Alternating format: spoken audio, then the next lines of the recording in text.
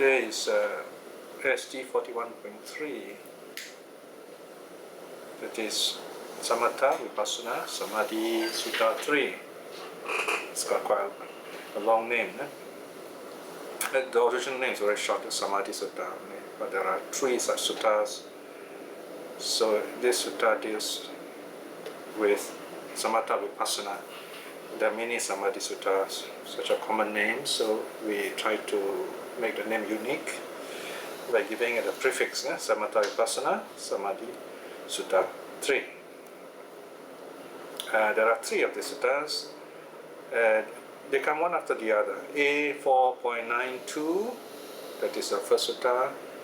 Then A 4.93, and then number 3, that's our sutta today, A 4.94. Now the first sutta, the Samatha Vipassana Samadhi Sutta 1, is simply a list of 4 kinds of meditators, the ones we'll be talking about today in some detail. Then the second sutta is just, it talks about these 4 kinds of meditators by personal effort.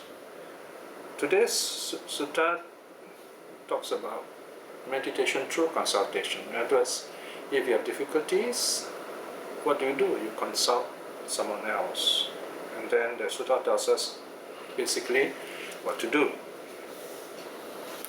Now, before we start, just a brief word about Samatha Vipassana. Now, if you look at the suttas, these 2 terms simply refer to efforts that you must make in meditation. That they are aspects of meditation. They're very important aspects. These are the twin aspects of meditation, Buddhist meditation, that is.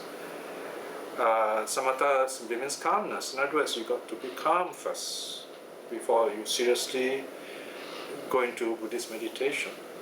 So in a sense, we can say that if you are just calm, you are not yet doing Buddhist meditation. Because the purpose of Buddhist meditation is to cultivate wisdom, insight. If you like, you can use the term Vipassana. So because of that, people call it Vipassana meditation, but actually it is not a kind of meditation. It is an aspect of Buddhist practice, which we'll go into detail in a moment. So Samatha, you're calming yourself, like you're sitting down very quietly, calming yourself, closing your eyes, watching your breath. You feel very peaceful, until you attain some kind of calmness, some sense of joy, and in the end you get jhana. Jhana means your 5 senses are totally at rest, totally shut down. You don't need them anymore. Temporarily, you don't need them anymore. Eye, ear, nose, tongue, body, mind are all shut down. Because your body is still breathing, you're still alive. It's just that it's like you're sleeping, but this is even deeper than sleeping. So in other words, your mind is still working, but your mind is working even more clearly. So that's called samatha, peacefulness, calmness, stillness. You feel very good, very happy. Your mind is totally at rest. It's like you have cleared up your mind, and it's so clear and peaceful now. It's like you have this telescope. You have put it together, you have cleaned it nicely, and you have put it properly. Now you can look through it very clearly. But before you do anything else, you've got to make sure you can master this calmness first. In other words, you're very good at calming yourself down. You don't easily get angry, or maybe you don't get angry at all. You're at peace with yourself. You can sleep well, eat well. Basically, you lead a happy life. Or at least when you're meditating, you're able to sleep very peacefully. Then, once you're ready that way, you feel very peaceful, then you come out of your peacefulness, and then you feel very nice, very good when you come out of your peacefulness. Again, don't rush. Don't rush into all this peacefulness. Don't rush with getting out of the peacefulness. Stay with the peacefulness. Feel it. be happy, basically. Right? In Buddhist meditation, being happy is a very important aspect of our life. Right? In fact, to really be a good meditator, you have to learn to be happy. You have to learn to smile inwardly. Even if you can't smile outwardly, you need to smile inwardly. You find in the countries where Buddhism has got some kind of impact, Thailand, for example, Myanmar, Sri Lanka, of course you got to go to the villages. You don't go to the cities, where the cities are being influenced by so many outside things. But you go to the villages, you go to the simple folks, you find, even if they're very poor, they are happy. And Thailand is called the land of smiles, right? You go to Bhutan, there's Buddhism there, people are happy. Even Japan today, which is a secularized country, there's no more monasticism there. But still, you find some of the Japanese people, they have the level of calmness. They are losing it now, but it's there. So if they work hard to keep it, it will still be there. So you need to just simply keep this calmness going. Even this calmness by itself is a very energizing kind of experience. It makes you have this energy to stay on with whatever you want to do. Sometimes it's called joyful interest. Yeah? So you just feel happy working. A lot of people don't feel happy working because their mind is talking, telling them, I don't like this, I don't like this. And so if you keep hearing this kind of negative kind of voice, of course you won't be happy. So the idea is to correct that voice and say happy things, right? I'm okay, I'm happy, I accept myself just as I am. All positive, happy thoughts. So once you are able to master that kind of calmness, you enjoy that kind of peace, then you're ready to go into the vipassana aspect, the insight aspect or wisdom aspect, if you like. Now, the sutta teaches us something very simple, something we all are familiar with, but the problem is we keep forgetting all these things. So what the sutta does is it keeps on repeating these teachings in different ways, make it interesting, present it in different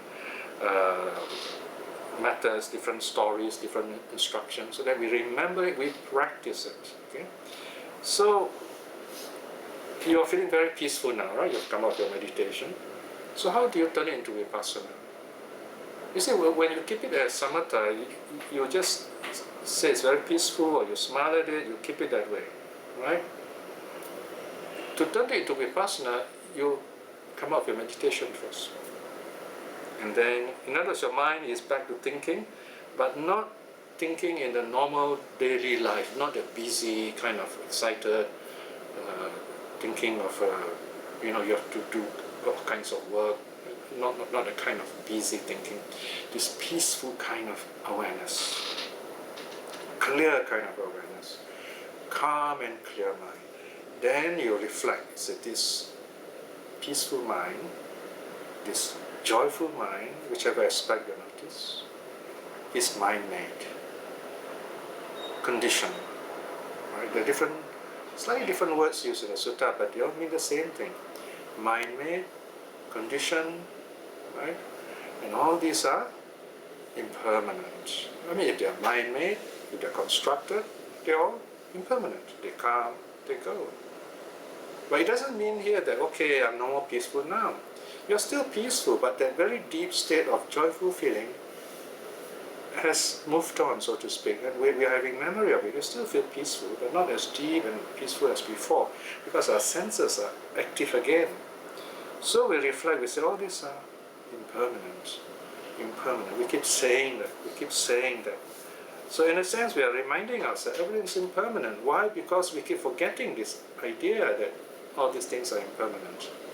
For example, you might have done your meditation, and then you go back to work, and then suddenly something doesn't go right, It can be something as simple as maybe the instruction you've given to someone, this person did it wrongly, and suddenly you get upset, you're very angry, Then you realize, oops, I've forgotten the fact that all these things are impermanent, I shouldn't have got upset in the first place, All these things that they're happening here, they're all mind-made, Why am I upset about, So you go to another area dealing with anger there, you can use your calmness, say, why am I angry, or because I'm afraid that maybe we cannot keep up to the deadline or whatever. You begin to discover and you find there's really no need to be angry, because anger is just a negative aspect of all these things. It doesn't help at all, you know.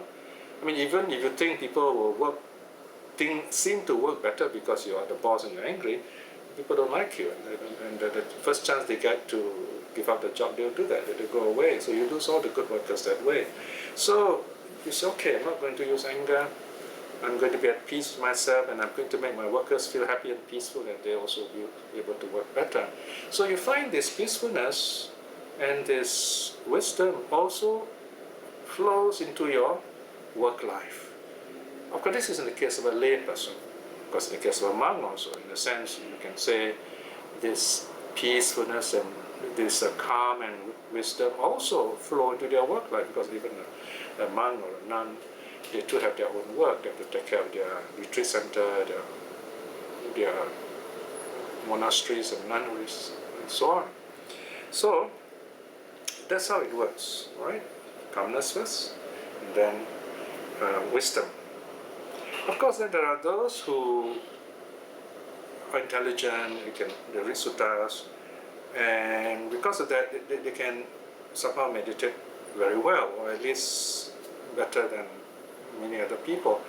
You find, for example, nowadays there are lots of scientists, doctors, researchers who are studying Buddhism, especially the Buddhism dealing with meditation, dealing with the mind, Buddhist psychology.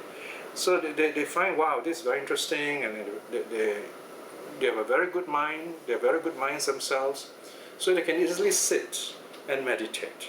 Most of them, anyway, they could do that.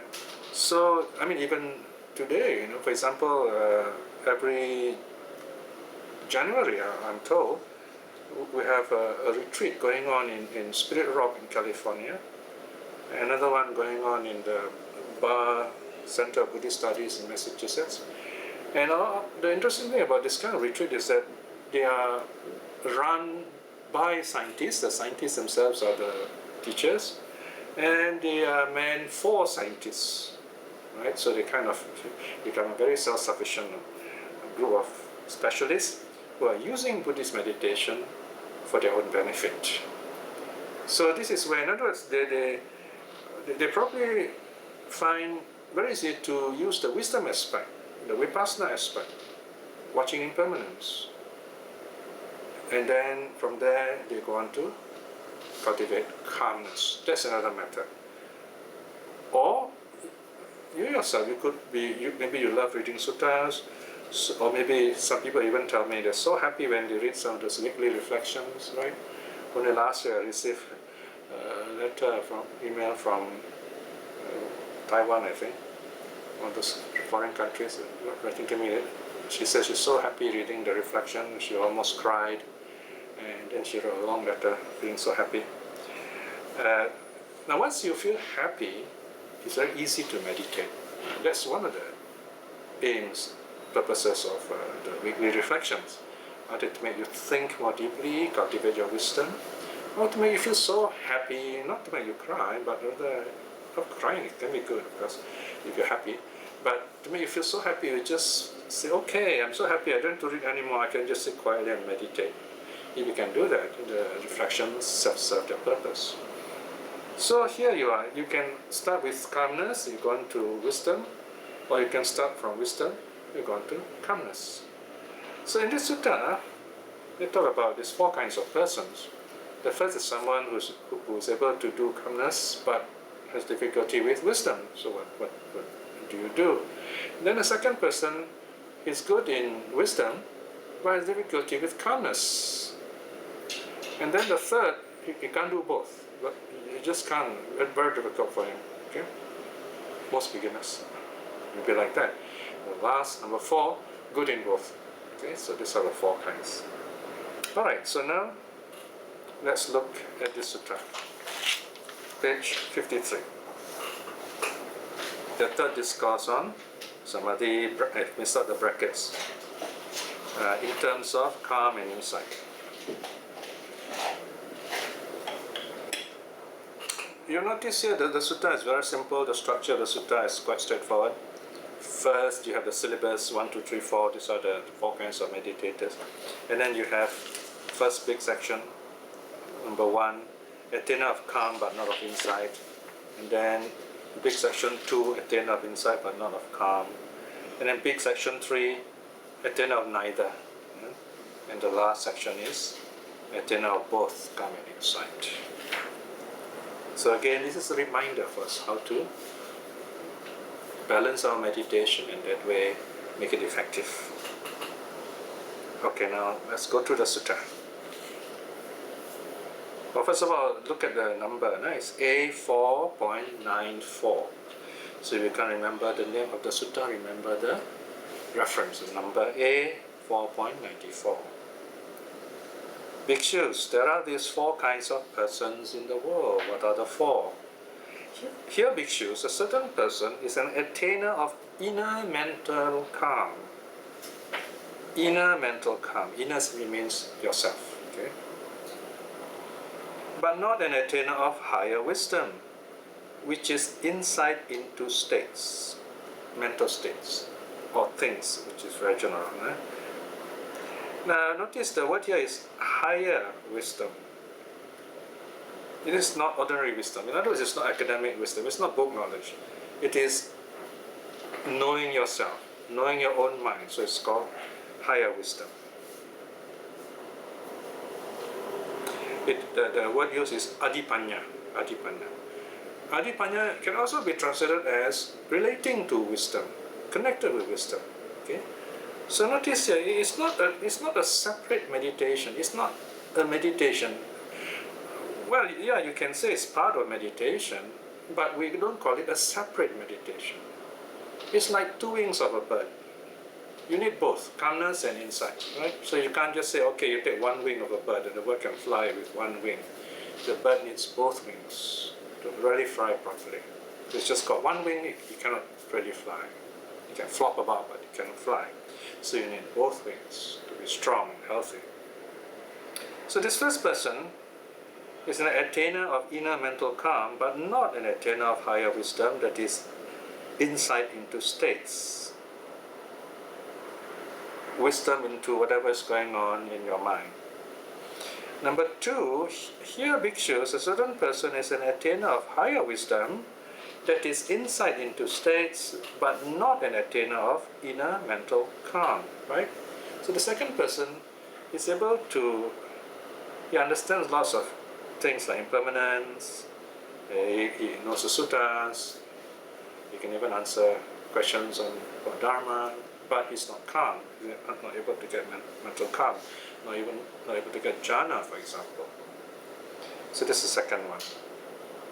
The third person, here bhikshus, a certain person is neither an attainer of inner mental calm, nor an attainer of higher wisdom, that is insight into states.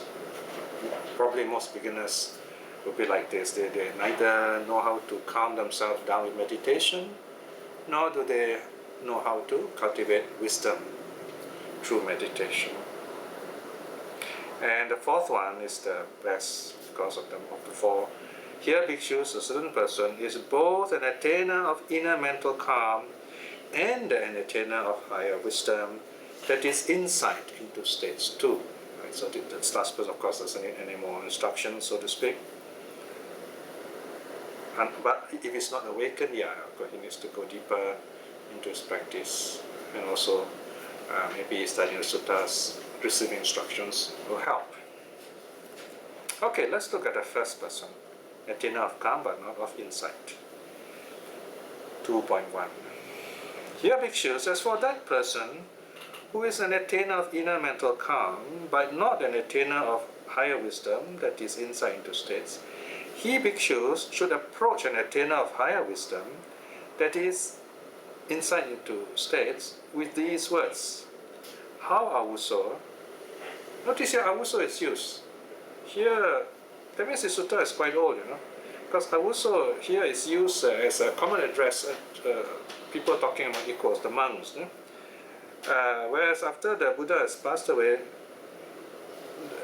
while the Buddha, in the last days of the Buddha, he said that Awuso is meant to be used only by seniors to juniors, and juniors must address the seniors as Bante, or the senior can call the juniors by name also. Now here the monk who is questioning the teacher calls the teacher Awuso. I mean, you normally don't do that, nowadays. So here, in other words, they're treating each other as equals. So from there, you can have some idea that the sutta is quite old. So he should approach this a meditator who is able to go into wisdom, into vipassana, and he says, how should I meditate, right? Here he knows the theory, you see. So he's asking this teacher who is good in vipassana this question: how also should formations be seen, or how sankhara here, conditioned states, formations or conditioned states, be seen. Seen here means understood, experience. Right? This is a figurative meaning of seeing, seeing with the inner eye. How should formations be comprehended, understood by the mind, right?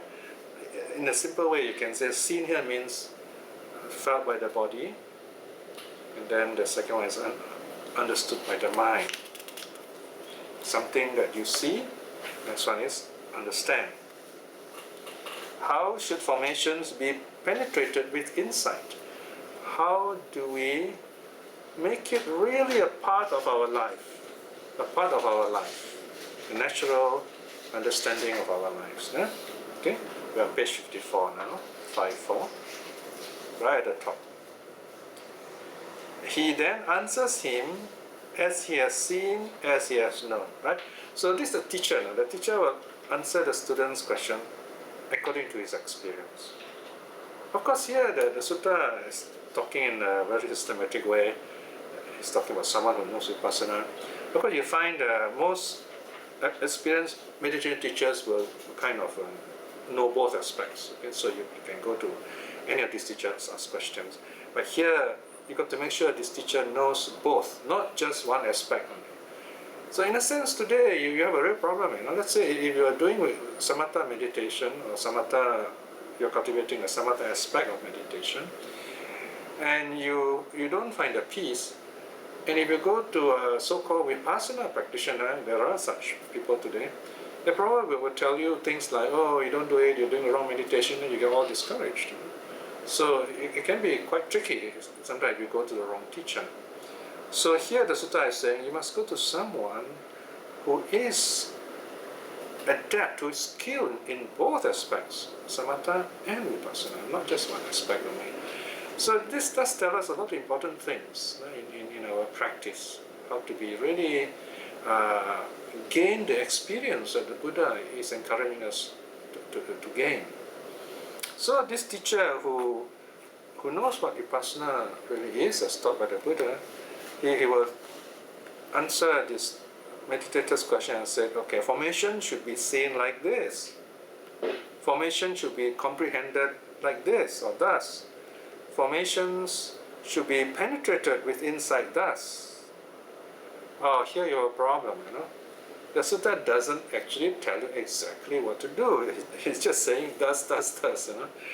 So this is where you need a teacher who has received the oral tradition, the oral transmission, the teaching from another teacher, and is able to transmit this teaching to you. So you have two lines of transmission here. One is the written tradition, the sutta tradition, which you can read for yourself. But it won't help even if all the words are written exactly what to do. You won't, in a sense, make it up. Elsewhere, you find there might be some such instructions. Here, meditation is something you need to be guided by a living teacher. There's nothing magical about this. You might even say it's as mundane as learning to drive, I mean, let's say you want to learn to drive and you go to this driving center. I mean, this person there is not going to tell you, okay, here's a driving sutta, okay? Here's a driving manual. Go back and read it, and then you know how to drive. I mean, it won't work that way. It's very dangerous, right? I mean, compared to meditation, driving is more dangerous, you know? Imagine using a book, a manual, say, okay, first put in the key, turn, and then start your engine, and then do this, do that. You probably get your car into a drain or into a tree. Very dangerous, right? So this is where you need to have a coach with you, by your side, telling, okay, this is what you do. I think the first thing the coach might tell you is, okay, you keep calm, okay? Keep your eye in front. Don't look at the dashboard or whatever, you know? Right? So it's very similar to meditation instructions, right? You keep calm, that's calmness. Look in front at the traffic, at the people, that is vipassana. It's one way of looking at it. So, this is where the teacher will tell you about these four things. Okay, how do you notice conditioned states around you, right? The teacher may will tell you, instruct you on conditionality. It says, whatever you see around you arise from conditions. Causes and effect. Not cause and effect, not causality, but conditionality. They're very different. Causality is just one aspect, one thread, if you like, of conditionality. In a sense, there's no such thing as causality. Causality only works with conditionality. For example, you just have one wire, you know, you cannot work with it, you know. You must have many wires. The electricity must go in a circuit, okay. For example, you see those phone wires and many wires inside. So this is where whatever you see around you or inside you, they are all conditions, causes and effects working together. There is never one thing, but many things happening together. So this conditionality, okay? But when you talk about the mind, the focus is something else. You must have only one mind. There's something else we will talk about later. So this is the first thing. How do we comprehend conditionality? How should it be seen? The first one is how should it be seen? How do you experience it in daily life? For example, you see a plant growing out there. How do you apply your understanding of conditions to a plant? The plant grows from a seed. The seed first of all must be viable. In other words, it should be still alive, so to speak, as far as it goes. Then you plant this seed in proper soil, enough warmth, enough water, right kind of soil, temperature just right, and then enough light, you take good care of it, and of course birds don't come and eat it, things like that. All these conditions must be there. And then it starts growing. And you take care of it, and it blossoms. So all these conditions work together, right? It's not as simple as you're telling a kindergarten kid, oh, the gardener planted the plant, that's all, you know. So from this idea you get this teaching, oh, God created the world, you know, right? Somebody said, oh, you know, there must be a God, you know, because imagine, you know, you are traveling to a desert and you found this watch in a desert, you know, there's nobody there. Imagine this watch is such a complicated device, it can't just appear in the desert, you know. Somebody must have made it, you know. Therefore, there's a God, you know. Wow, you know, they really jump into conclusion, you know. Today, any philosophy student, first year student will say this is terribly wrong argument, you know. I mean, just because you find a watch doesn't mean there is a maker. Because we know very well nowadays, a watch is made by many people, not just one person, right? So you can imagine, to just say that there's only one watchmaker, therefore there is a God, is simply a wrong conclusion.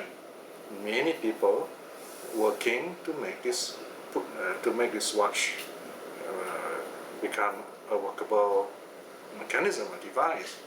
So same thing, when you see this plant growing, we say it's all conditions. And this applies to many other things that we see around us. In our daily life, for example, if something goes wrong, the first thing we do is we start looking for someone to blame, right? Or sometimes we blame ourselves. There's no one to be blamed here.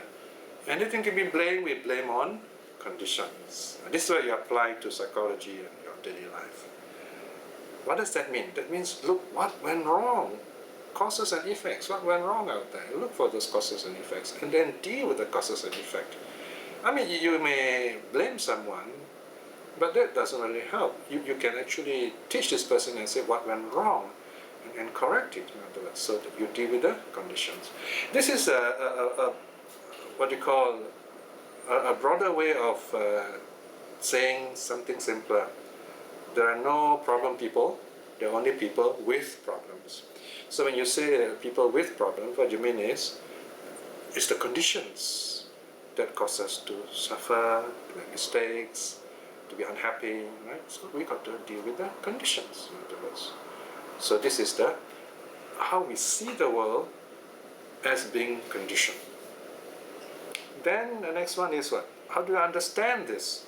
So we understand this as A leading to B, leading to C, causes becoming effects, effects in themselves becoming causes. So one thing leading to another. And you got to see where the weakest point is. Where do we nip it in the bud, so to speak, right? So you find if you're an engineer, this kind of argument, this kind of logical reasoning is very important. You look for where the problem can be corrected. So once you see that, then you correct it, it won't happen again, or you try to make sure it doesn't happen again. So you begin to understand it. You see it and you comprehend it. Comprehend means something like, comprehensive means like total solution. In other words, you do in such a way that from your understanding it won't happen again. But then again, we can't be sure, right? So we always have to be mindful. Then formation should be penetrated with insight, right? So in other words, you say, okay, I see this conditionality, I understand it. Next thing is, you got to make sure it's a part of you. You actually reflect on it. Now here, let me give another example. You keep on saying everything's impermanent. You keep on reflecting that way. Then you have this wonderful something new you bought. Maybe it's a handphone, maybe it's a computer, or even a car. Everything works well, it's new. And then after a while you find something goes wrong, right? Or something nice, you have breaks, So if you get upset, then what's the point? Something that's meant to bring you happiness has brought you sadness. It's rather silly, isn't it? So if something breaks, you just say, well, in the Buddhist circles, we say anicca, anicca. Something goes wrong, we say anicca, impermanent, So nobody gets upset. In fact, we laugh, we just laugh like, look at the thing, it's broken, we laugh. You know why we laugh? This is a psychology of jokes. We laugh because it's not meant to happen. We don't want it to happen, but it happens anyway. It's silly, isn't it? I mean, if it doesn't happen, it's wonderful, we'll be happy, but it happens. So why should we be sad about it? We laugh, right? This is one explanation of psychology of laughing and joking, because they're not supposed to happen, but it happens. But that's reality. So we laugh at it. If we don't laugh at it, you're not happy. Well, that's not good, So that's why laughing is good in this case, yeah. So once you begin to see like that, you find nothing really troubles you. No, it doesn't mean you're frivolous. It doesn't mean when there's a serious problem you're still laughing. It doesn't mean that, Well, of course, it may happen. Some people that you have a big problem, they say, "Oh, it's okay. Don't worry. It's no problem." And you find it such a relief you have someone like that. No one panics. I mean, I've not met anyone like that, but it's amazing if you can meet someone like that. Let's say you're in a burning house, people will say, "Oh, don't worry, it's just a burning house. There's a way here, come this way." Everybody's so happy, running happily out of the burning house. And we can have such a person. It's amazing, Rather than someone who's panicking and say, "Oh, we're all going to die," and before the fire actually spread, you're already dead. Stupid, isn't it? So the idea here is to be calm and wise and know what's going on, and you say, well, okay, what is the situation now? What am I going to do with this situation? So you're peaceful, you're calm, and you know what to do. And this is very helpful. Very often something bad happens in a relationship, in a family, in a working environment. It's made worse by what we say, by people saying the wrong things, right? So we have to, in many ways, discount all these unnecessary words, unnecessary talk, words of anger, things like that. So this is where a calm mind, a reflection on impermanence, understanding of conditionality is very helpful for us to deal with daily life. We learn not to panic.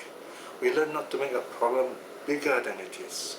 We see things as they really are. So in other words, vipassana, wisdom, in a simple way, is to see things as they really are. Not the way you want them to be, not something else. You start with seeing things as they really are. In a sense, when you talk about science, engineering, academic studies, we talk in that way too. We look at things, we try to see things as they really are. We call being professional. In meditation also, we are trained that way to see our mind for what it is, see conditions for what they are. That's called wisdom. So this is one way, this is the theory. There's a lot of words now, right? But in meditation, of course, you've got to squeeze the essence of this and deal with what's going on in front of you. Okay, so now let's continue and see 3.3, right? So the teacher then answers him, as he has seen, as he has known, the mind should be steady thus, right? So first he tells the student, says, you must calm your mind first, right? So this first person, he has wisdom, but he is not able to calm himself. The teacher says, this is how you calm your mind, how you steady your mind. Steady it first, okay? This is how you should compose your mind. This is how you should get your mind unified, and this mind should be concentrated thus, right? And so what does this mean here? So the teacher will say, all right, this is how you steady yourself when you meditate. You must sit comfortably, right? Okay, you can sit properly, then sit on a chair. So the teacher is telling you how to calm your body down first. That's the very first thing you must learn in meditation, how to deal with your body. We have a body. It is good, it's also bad. Because you got to put your body somewhere. And when you meditate, you got to calm your body down. Now, if you don't have a body, your pure mind, it's much easier to meditate actually, right? But there are many things you can't do if you don't have a body, you know? But that's another matter anyway. So the thing is, we have a body, so we have to deal with it. We have to calm this body down, give this body total rest, so that we can directly deal with the mind. This is the first one. You steady the mind by beginning to steady the body, by sitting as comfortably as you can. Because there are many other things that should be included here. For example, your health, right? You should not eat too much, and also not starve yourself until you are too weak to meditate, right? Middle way. Okay? And the environment must be peaceful too, right? So this is an external environment, if you like, your body and the external environment. So an ideal environment, that's one way of looking at it. And how do you compose your mind?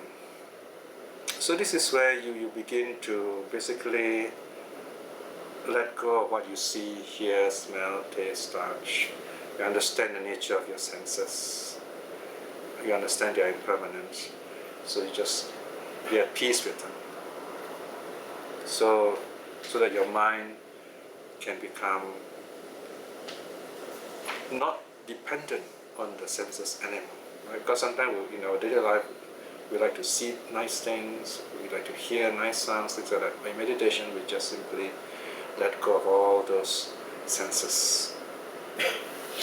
In that way, the mind slowly composes itself. Now, this word compose is very interesting. Com means to get together, and pose is from the word pose together, the word position. So it comes to the position of togetherness. All these five senses become together very nice and peaceful. They are no more scattered in five directions, or six directions, as the interesting parable goes. There's six kind of wild animals, six directions. Right?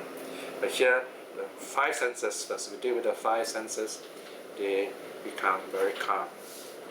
That's why in meditation you find the room is simple, we sit on the floor here, or you can sit on a chair if you're not comfortable. Or some people, they're used to sitting anywhere, right? They go to the forest, sit on rocks, on grass, and so on. Important thing is comfort. Then, as you do that, you sit quietly. We use the breath, because the breath is very peaceful. We watch the breath, then the mind becomes unified. Because the breath becomes more and more peaceful as you meditate. There comes a point where the breath is so peaceful, you don't feel it anymore. The mind becomes joyful. Then you say the mind is unified. And then concentrate that here, the word samadhi is used. Of course, you can say here the mind becomes so unified, you are able to attain jhana. Jhana means you are totally free from your senses. But not everybody can attain jhana, it's not something easy. If you are a lay person, it is unlikely you'll be able to attain jhana. A lay person who enjoys sensual pleasures, who get excited very easily, who gets emotional, it's very difficult to get jhana because we are worked up by our senses. The senses are opposite of jhana. If you're a monk who thinks of nothing but starting a retreat center, collecting donations, although we say we don't touch money, but we think about money, we're worried about the world, you will be able to attain jhana, or you might drop out from the jhana, you might lose the jhana. Devadatta, for example, he said to attain jhana, but he lost it later on because of his negative state of mind. In other words, as long as you enjoy some kind of physical pleasure and you're caught up with it, you'll never be able to get jhana. Because jhana is mental pleasure, pure mental pleasure. So you have to come, in other words, if you have attained jhana, you simply give up sensual pleasures. You just do not want to have anything to do with sensual pleasures anymore. It's like you're a human being, you know, and your loving cat comes along and brings a rat to you and offers this rat to you, you know, and you won't want to eat it, you know, because you just, humans don't just eat that kind of food anymore. So there's a story, in fact, 2-3 persons, you know, Chitta the householder, Ugga of Vesali, and then Ugga of Hatigama. All these 3 laymen, they were non-returners. In the case of Ugga of Hatigama especially, this is sutta we've just translated in volume 45, he became a non-returner. And so he has 8 wonderful qualities. You know? And then the monk asked him, what are your special qualities, what are the 8 qualities? So one of them, he says, is this: he has attained non-return, and because of that, he has no more sexual desires. As a non-returner, this person has no more sexual desires.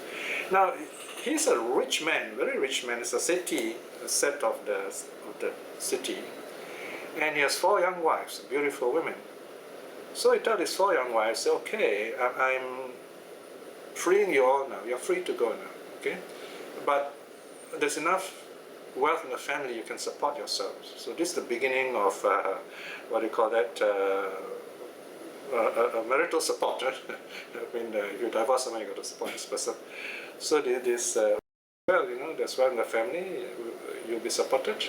But if you want to get married again, I'll be happy to let you go. So he said he released all his 4 wives. So in other words, he keeps the 5 precepts. It's very interesting. He keeps the 5 precepts with celibacy as the 5th. So the 3rd precept, in other words, it's not kamesu michachara viramani. It is abrahmacharya sikapadang viramani. In other words, the training rule not to break the rule of celibacy, not to be incelibate, to practice celibacy. So in other words, a non-returner will never have sex. Why? Not because sex is bad, not at all. Sex is pleasurable. That's why people like it. But the non-returner has attained such a high level of meditation, he has experienced mental joy, he doesn't need physical joy. It's a natural upgrade, if you like. So he's happy on a high level. So Uga was a very happy layman, keeping the 5 precepts, with the 5th precept as with the celibacy as 5th. That's the technical term for it. Yeah? So this is where, because of jhana, right? So the mind attains jhana. So this is the highest that calmness can lead to, right? So here you have this meditator who is very good in insight, wisdom. So he learns to cultivate calmness. All right, just clear enough? First one, any questions? All right, then the second person who has a problem, okay, is attainer of insight but not calm. Eh? Oh no, I think we finished that.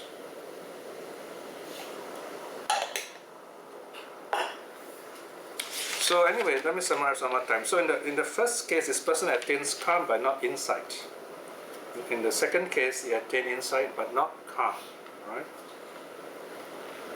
So let me kind of summarize one more point, one more time. If let's say this person number 1, he's not able to notice what you call, he's able to calm himself down, but he can't notice impermanence, right?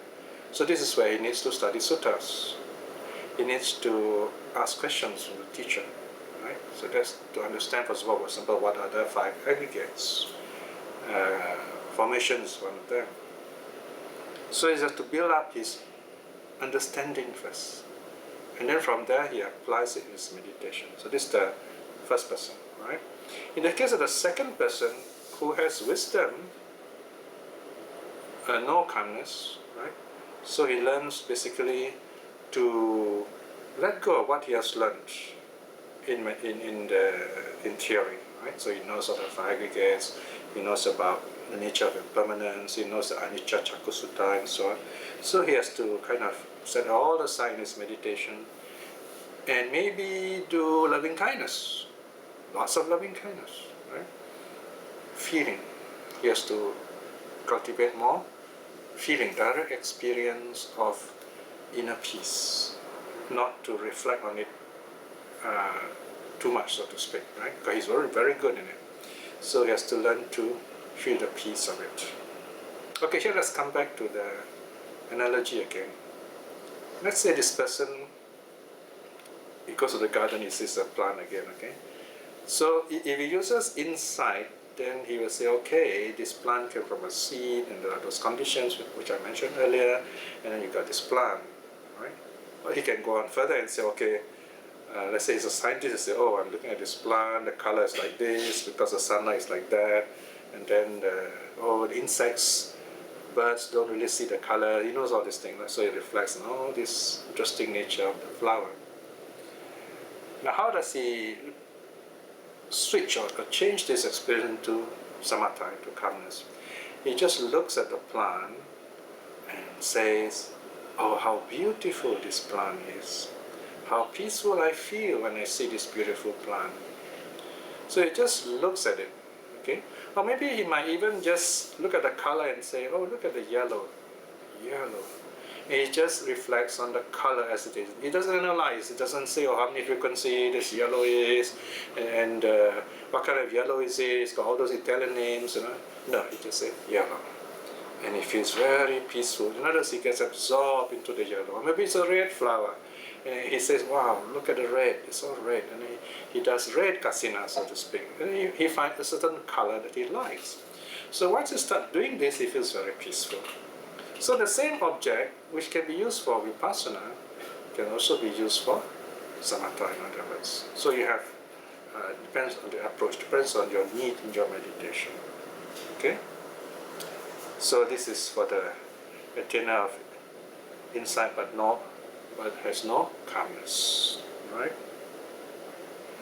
Now, so in the case of the third person, he is not able to get either one. So this one has got to start from scratch, so to speak. Eh?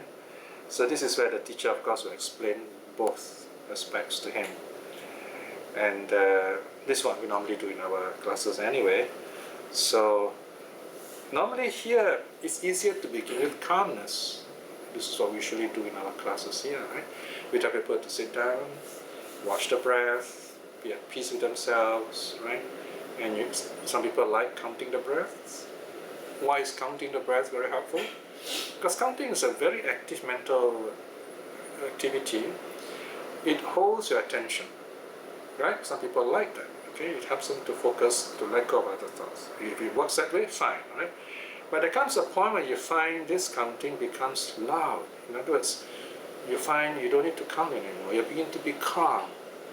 Because you feel calm, the counting becomes distracting. Then you stop counting. Then you go on to use something lighter, watching the breath as in and out, in, out. Some people find counting difficult. Then you don't have to do counting. You go straight into in, out. So you watch the in and the out. How does watching in, out make you calm? Your mind is focused onto one object. This idea of in and out. When you do that, what happens is your mind forgets about seeing, smelling, tasting, and so on, the five senses. So just watch the in and the out. The breath is there. This is reality. Why? It's happening right there. And you are acknowledging it. You are seeing it directly. That's reality. Right? In our daily life, very often we say things which has not happened or which had happened in the past, so it's not real now. But when you're watching the breath, it's very real. It's there. You watch it. And it's not only there, it is synchronous with you. You feel more peaceful, the breath also feels more peaceful. The breath becomes peaceful, you also become peaceful. So paripasu, you together you become more peaceful like that. So we begin there, right? Even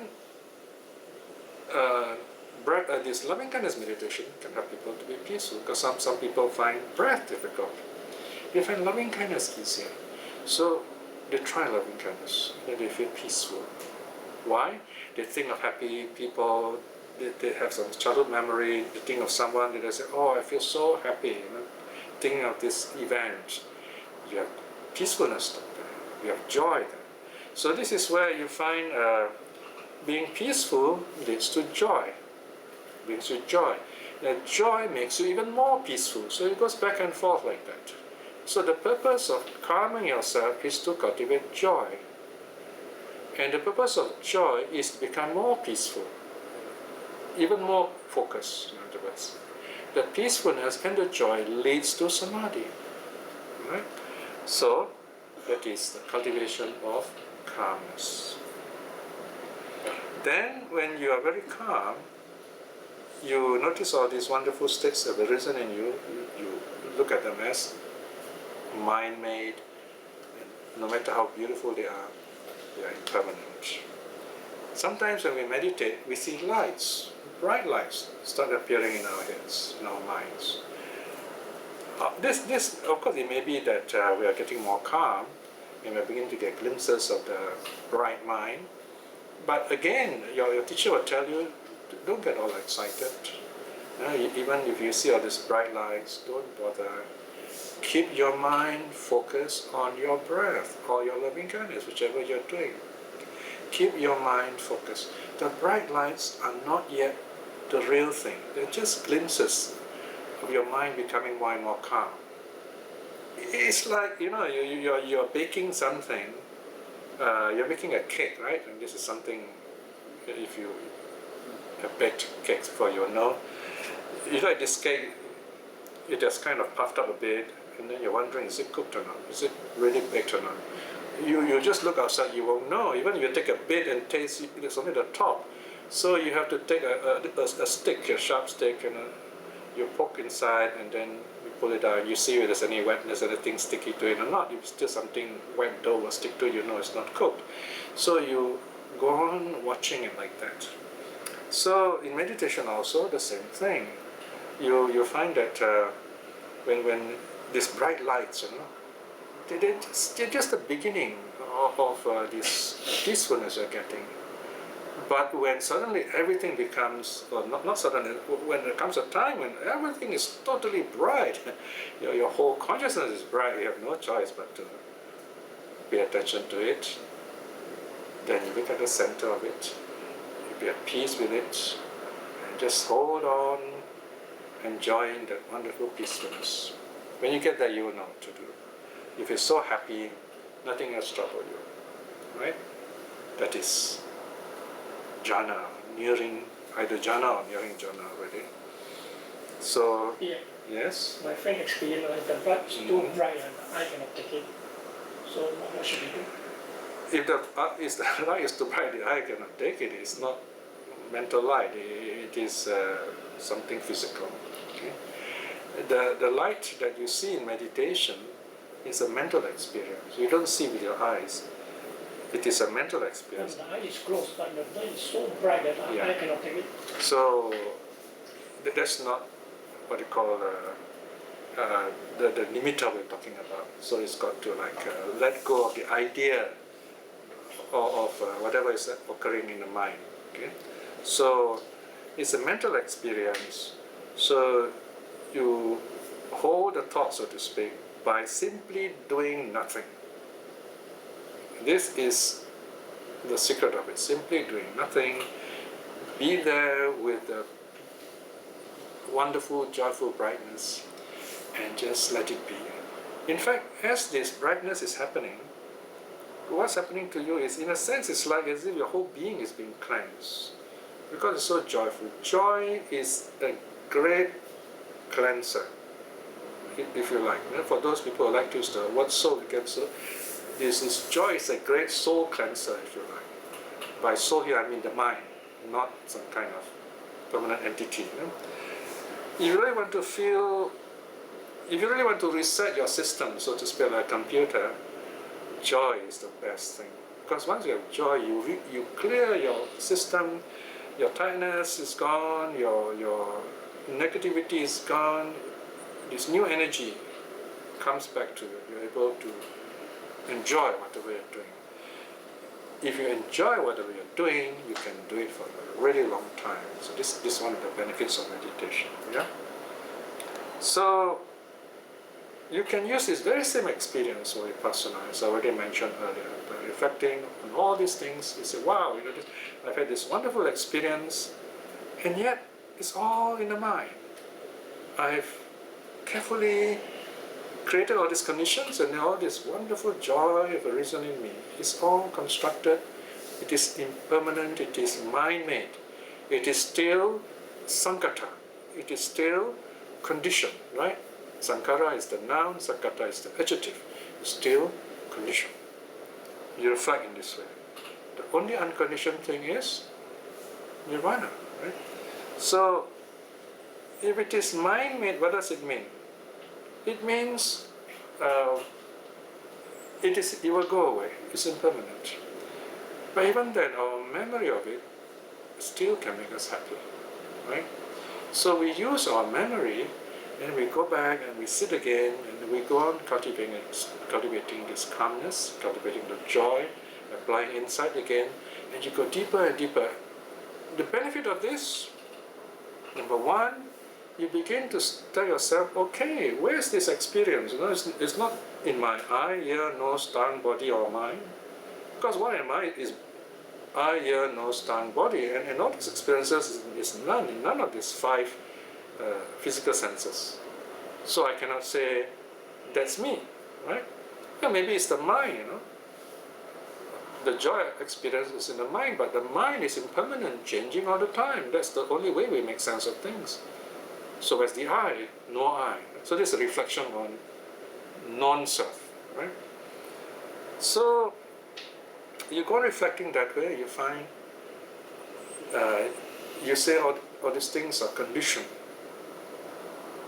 So you let go of self-identity view.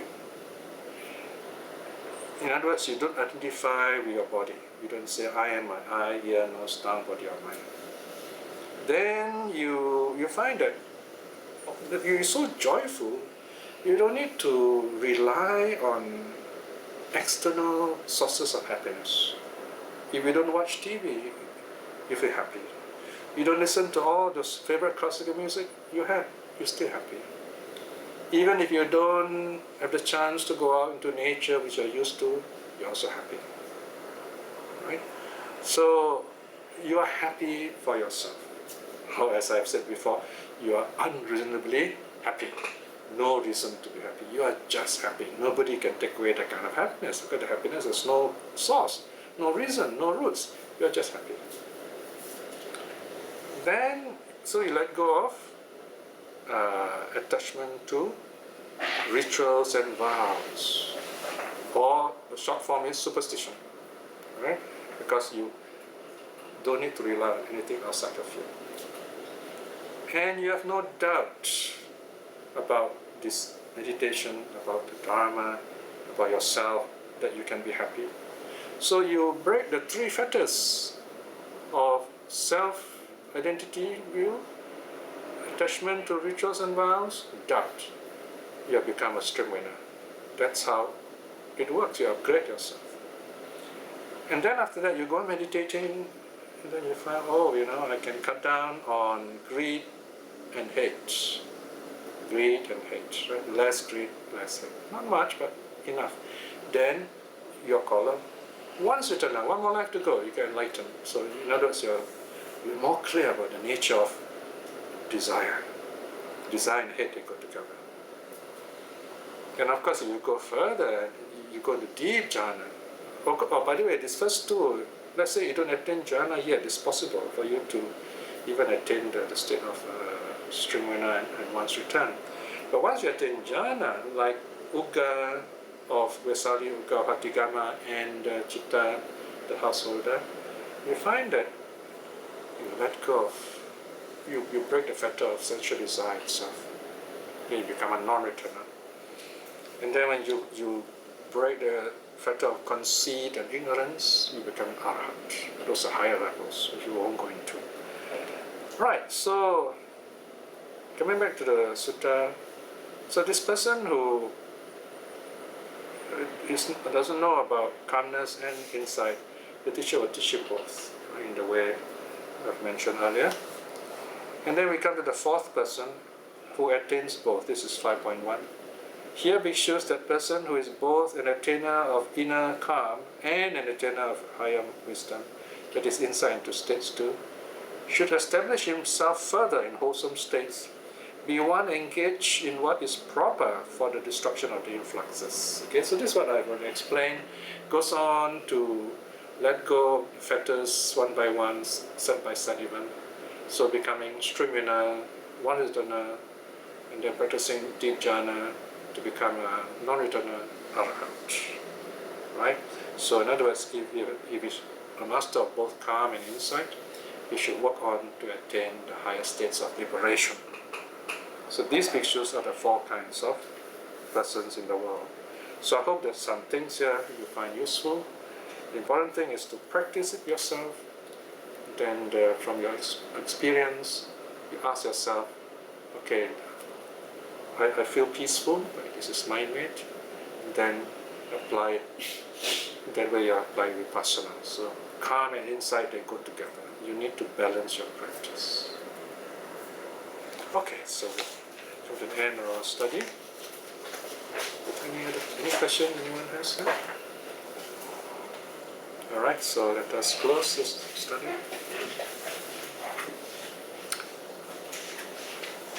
The suttas are constantly reminding us to get back to basics, right? Because the world is full of books and words, and people talk a lot. You find so many things we may have to read, things we hear, things to do.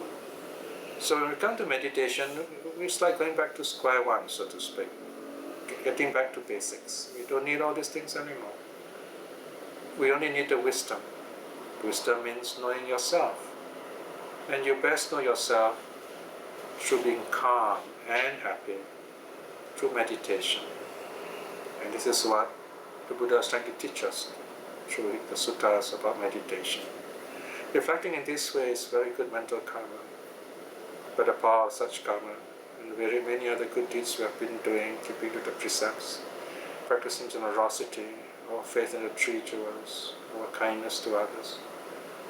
By all this good karma, may we find peace in this life itself. May we gain wisdom in this life itself. Above all, may we attain spiritual liberation, namely stream winning, in this life itself. In this moment of peace, let us send out our loving kindness to all the beings here, to all our teachers. May all our loved ones be well and happy. May they be at peace with themselves. And we also send our loving kindness to all other people who are important to us, even to those who the Dhamma does not touch, that they may see the Dhamma and be happy. May all beings be well and happy. Sadhu, sadhu, sadhu.